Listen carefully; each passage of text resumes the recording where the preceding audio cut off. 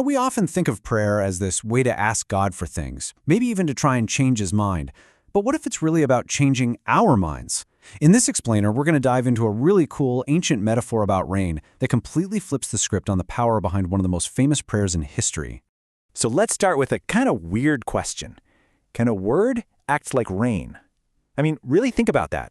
Can something you can't even touch have the same kind of impact as a thunderstorm? Well, according to some incredible ancient wisdom, the answer is a big yes. And once you get how, it's going to completely change how you see the whole point of prayer. Okay, so to get to the bottom of this, we've got to go back a bit. Way back. Actually, to the prophet Isaiah. He came up with this amazing metaphor for God's word, and he pulled it right from the world around him. It's so simple, but wow, is it deep. So here's what Isaiah says. He paints this vivid picture, right? God's word comes down from heaven just like rain or snow. And just like rain, it's got a job to do. It's not just floating around aimlessly. No, it's sent to get something done, to accomplish a very specific purpose right here on earth. It's a real force of nature. And the word Isaiah uses for this purpose is just perfect. It's fructify. It basically means to make something fruitful or productive. So the word doesn't just, water the ground. It completely changes it. It makes it come alive, start producing things, bearing fruit. It's literally an act of creation. So you can really think of it like a 4-step mission. Step 1, the word comes down from heaven. Step 2, it fructifies the earth, making it productive.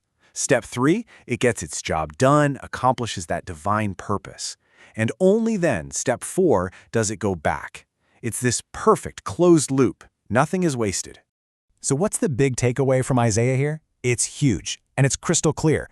God's word isn't just a nice idea or a friendly suggestion. It's not just data. It's a living, breathing force that is absolutely guaranteed to get the job done. It never fails. It never comes back empty-handed. Okay, so if we've got this unstoppable, powerful, fruitful force coming down from God, what's our part in all this? I mean, how are we supposed to respond? For that answer, we're going to jump forward to the New Testament and look at a very specific thing Jesus taught about how to pray. So over in the Gospel of Matthew, Jesus gives his disciples a blueprint, a model for how to pray.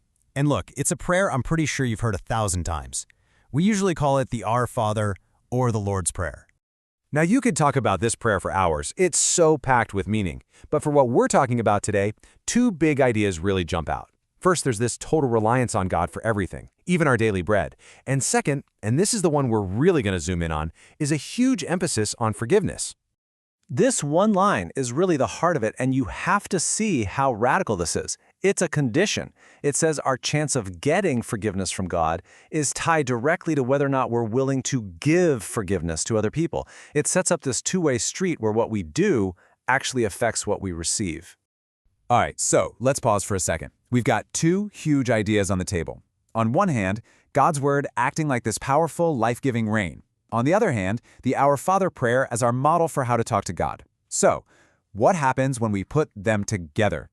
This is where it all clicks. And here it is, it's just this beautiful, perfect symmetry. You have God's word coming down from heaven to get his will done on earth.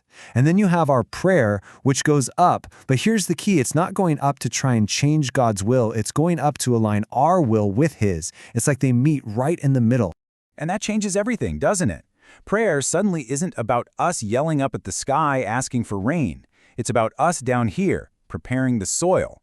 It's the hard work we do in our own hearts, things like forgiving people, so that when God's word comes down, which it always does, it finds good soil to land in, a place where it can actually take root and, fructify. So what does this actually look like day to day? How do we do this? Well, there's actually a whole season in the Christian calendar that's kind of designed for exactly this, the season of Lent. Lent is this 40-day stretch that's all about spiritual growth. And you can think of it as an intentional season for, you guessed it, tilling the soil. It's this block of time that's set aside on purpose to go deeper in prayer and get our hearts ready for a real transformation. So the whole point of praying more during Lent isn't just to spend more time talking at God. Not at all. It's about creating enough quiet space for God's word, for that life-giving rain to do its work in us, to let it soak in and really change us from the inside out. And that, right there, is the big idea. Prayer is basically the act of opening our hands. It's how we stop demanding and start receiving. It's how we make ourselves ready for this incredible, transformative power that's already on its way to us.